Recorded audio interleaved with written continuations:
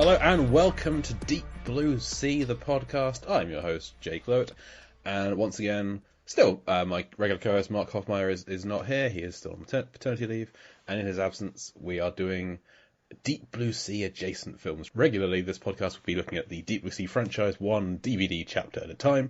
We finished all of those. If you want to hear our thoughts on Deep Blue Sea for 33 consecutive weeks, Deep Blue Sea 2 for 10, and then Deep Blue Sea 3 for 11, then all that stuff is still available. Head into the archives. Scroll up in your podcast feed. I'm sure it's all there. But now we're looking at Deep Blue Sea adjacent films that I am less familiar with, that Mark has seen and very familiar with. So this is kind of a Jay's education season. And today we're looking at another Renny Harlin film. He directed Deep Blue Sea, and he directed some other films as well, it turns out. And today we're looking at 12 Rounds. What is 12 Rounds? Well, it was released in 2009. It stars John Cena, Aidan Gillen, and Ashley Scott. And John Cena is a police detective in New Orleans, I don't know. There's many ways of saying this name. And when he's just a regular beat cop, he catches or tracks down an international arms dealer, Miles Jackson, played by Aidan Gillen. Miles Jackson, the least Aidan Gillen-esque name I can think of. And in the process, accidentally kills, or is part of the death of Miles' girlfriend, Erica. 1 year later, Miles is out of prison and out for revenge, kidnaps John Cena's wife, girlfriend, I can't remember, Ashley Scott, and sets... Girlfriend. Yes, thank you. And sets Danny Fisher, is John Cena's name, sets him up with 12 kind of tasks to complete throughout the day to get his girlfriend back. We're going to talk about most of it. We'll talk about the ending, so spoiler alert for this, if you haven't seen 12 Rounds yet. If you haven't seen it, it's fun. Check it out. But you've already heard him. I need a guest to help me talk about 12 Rounds, someone who picked this film from a long list of Deep Blue Sea adjacent films, and it was his first choice. Nothing else even tried to be taken. So joining me, returning, he was a guest in Deep Blue Sea, and then for Deep Blue Sea 3, he comes from his own podcast, Out Now with Aaron and Abe, and his own site, The Code of Zeke. Being a hero isn't in his pay grade. It's Aaron Newworth. Aaron, welcome back to the show. You're right. It's not in my pay grade. I just naturally am. But I am happy to be here. Thank you for welcoming me back, and thank you for taking me up on my offer to talk 12 Rounds. I will say, when I chose this film, it was because Renny Harlin, he's made some hits, and this is one where I feel is underappreciated. That said, I hadn't seen it since 2009. Having watched it again recently, I won't say that I'm down on it, but I will say I feel like I'm less enthusiastic about it now compared to when I initially saw the movie. Now, maybe that's because I was watching it the first time with friends and we had a lot of fun, like, joking around with it. But now, as we'll get into, I think, this movie's good. It has fun stuff going on, but I maybe it's because I think John Cena has become better since this movie that I'm, like, reflecting on. I was like, yeah, he's all right here by comparison. Well, I went in, I didn't know anything about this film going in other than I knew, well, I thought this was a different film. And I thought that this was the Channing Tatum film Fighting. Because those two came out around at the same time. I hadn't seen either of them. Because like 12 Rounds sounds like it could be it could be a boxing. Yeah. It's a really silly title. it's a really silly conceit. Did you keep track of the rounds, by the way? I absolutely did. Of course I did. Okay, good. Okay, we need to go over all 12 rounds because I wrote down them, but somehow I lost count, so I have like a question mark around 10. It's easy to do because 10 and 11 don't really happen, and one doesn't really happen either. Like.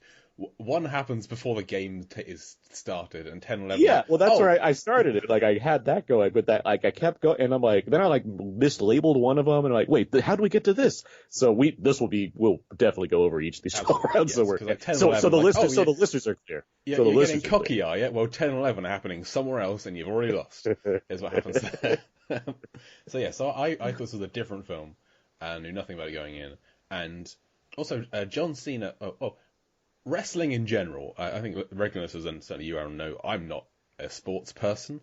I'm not into sports at all. So I don't think I'd even heard of John Cena before he became an actor. Oh, I am right there with you. Wrestling was from my much younger days.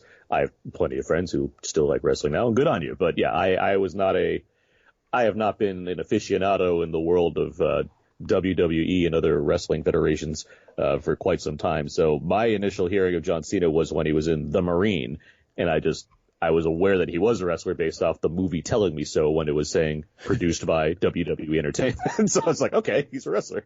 So I had heard about him in that time, and then he eventually had more movies, including this one. So I'm like, okay, they're trying to do something with this guy, similar to like The Rock and what have you. Well, for me, it was 2015 with Trainwreck was the first time that he crossed my eyes. So these initial action ventures did not cross the pond for you to be aware of John Cena before. They may have done. There was a period of my life where I got into films quite late, and then there was a time where it took a second fiddle to education and work, and I didn't really get into seeing as much as I could until later in life. But even then, films like The Marine or 12 Rounds, I would have looked at and thought, that doesn't look very good. I'll save my time for something else. These like the Marine specifically definitely fell into a category of, we have to see this because of how laughably silly this will be. And to its credit, the Marine is quite laughably silly. It's that I like this movie better in the realm of early John Cena action adventures. I do think he had a presence that I think he's certainly improved upon since then. I think Trainwreck was a good bridge for that as far as showing his potential beyond being like meathead action guy. I do think he's really opened up. I just watched The Suicide Squad again last night, and he's at like that's every shade of Cena you can get. I think he pulls that off really well in that movie. Yeah, I mean, I'm more used to him being a comedic turn in films. I think other than this, Bumblebee and Fast 9, they're the three serious. If you could call Fast and Furious 9 a serious film, but his turn in it is serious. A serious film. but I would say his character in it is a serious antagonist. He plays the special agent guy. Although he does have that great line, is like, they're called Decepticons, like pointing out how absurd it is. I'm more used to him being a comedian, and I think he is well suited for the comedic roles that he's taken, just because he is an absurd human. Just to have in a regular film is have this large boulder who can move around and speak and emote. Entirely agree. He has a big awkward body. Like he's not just big. He's like his shape is just like it's like unique unto himself. Like there's no other person that looks like John Cena. Like The Rock, I'm just used to at this point. It's like The Rock's just a big guy. Like he's John Cena has like that's why I think, not to go to a different movie too much, but that's why I think like The Suicide Squad works so well, because he knows how to use his body for comedy. Just the way he looks is funny inherently. If you dress him up in like short pants and short sleeve shirts, like he's just funny to look at. Absolutely, and he's called freakishly large in this by his partner Hank. That's a quote from the film, and it makes sense. So not in like a bad way. I don't think this is like it's bad that it's just like him in movies. There's something he clearly recognizes as well, or else he wouldn't appear to be certain ways. So. Yeah, I think when we were doing Deep Blue Sea, somebody referred to Rennie Harlin as being this like big slab of a man. I'm like, well, no, that's John Cena. Yeah, that's not really. Yeah. That's the wrong person you're talking about. You're talking about somebody else. Rennie Harlin is a surprisingly handsome Danish man. Yes. Or what is he? Norwegian? Finnish. He's Finnish. Yes. It was something somewhere. I would narrow it down to some Scandinavian country. There's always a reference to Finland in all those films. So when early on in 12 Rounds, they're talking about like, oh, why can't they take this action somewhere else like New York? And John Cena's like, or Helsinki. And he gives him like a smile. It's like, yeah, that's our joke. Yep. I surprised I didn't wink at the camera at that point. Like, Rennie Harlin directed this, but no, so I was always on the lookout for those kind of things. There's normally the Finnish flag is in the films everywhere, or some kind of there's a Finnish brand of vodka in Deep Blue Sea. There's lots of things, and there's Helsinki Hollandaise on the menu in the kitchen. Anyway, we're not talking about Deep Blue Sea. It was a Finnish parrot in Deep Blue Sea. Also, people don't know that. I mean, I don't want to go into that it wasn't, but I'm going to just continue and say yes. So yeah, I think John Cena is good here. He fills the role. It's not a very demanding role, I would say. He hasn't got to do a lot of emotional heavy lifting. It's a physical role, and that's nothing to slouch at either. He has to put a lot of himself into these stunts and everything. And I know he's afraid of heights. Like he has a big thing about heights, which has appeared in other movies as well, as far as the things he's required to do that he probably didn't have a good time doing. But he's got some moments here where he has to like dangle precariously over certain objects. It's like, yeah, that probably sucked that day for him. Absolutely, yeah. And he did a lot. He did a lot of his own stunts. He did a lot of his own driving in this, where it wasn't like super stunt driving he had to do. So he fully committed to the role, it seems. And yeah, he did a very good job. Now, one thing that we're obviously getting into in this is that this film is Die Hard with a Vengeance, with speed rammed into the middle of it. Yeah, a brief section. Which... I wrote in my margin of my notes, films this is like Die Hard 3, which I love. It's one of my favorite movies of all time. Cellular, Speed, Saw, and that's it. That's all I got. I'm glad you said Saw, because when they're on the elevator, and there's they keep on cutting to the motor and zooming in. I was like, oh my god, it's a Saw trap. That's wonderful. Jigsaw got his hold of Aidan Gillen for a second here. Danny Fisher, do you want to play a game? Yes, that's wonderful. So yeah, I Die Hard with a Vengeance was my first ever favourite film. So I have seen that film a lot, and I'm a big fan of it. I saw Speed when I was a kid, so just having that again was great. And it's a complaint labelled on film in the past where it's just these films again. It did mean I could very easily see some aspects coming, like, okay, so this is Aidan Gillen's just this is all a decoy. We'll see there's something else. It's clearly what's happening here. But I like that they lent into it with the bus being bus 50-50 rather than 25-25 from Speed. So they know what they're doing. They know. Yeah, I mean, Rennie Harlan directed a Die Hard movie, so I mean, it's not. I mean, it's like he's used to this area.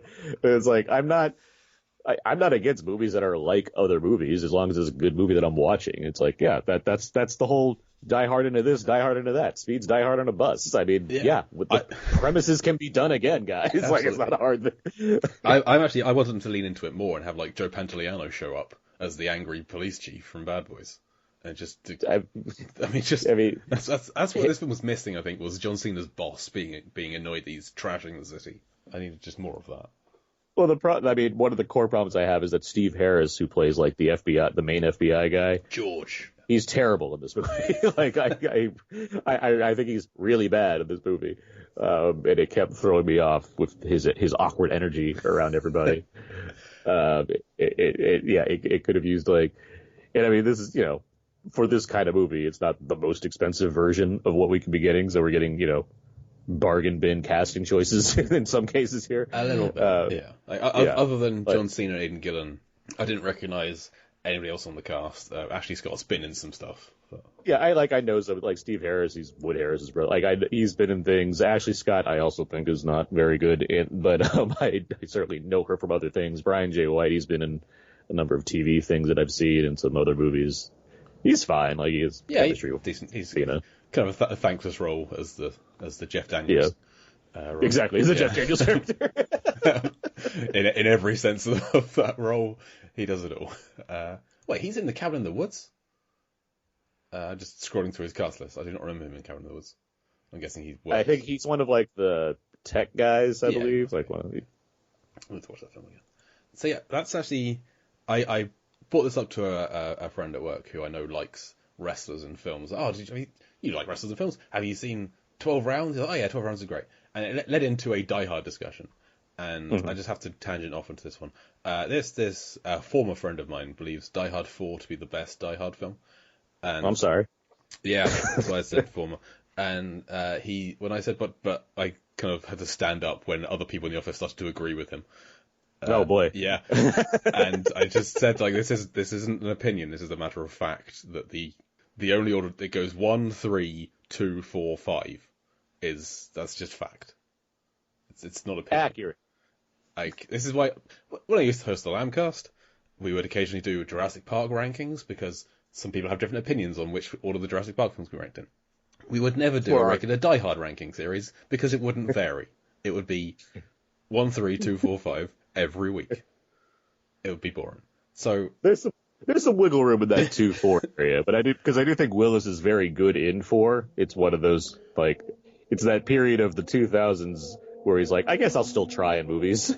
Yeah, I'll agree with that, but it wouldn't ever vary. I think from the 1, 3, blank, blank 5, or very, very little from that. So that led to a very brief discussion of me shutting everybody else down in the office.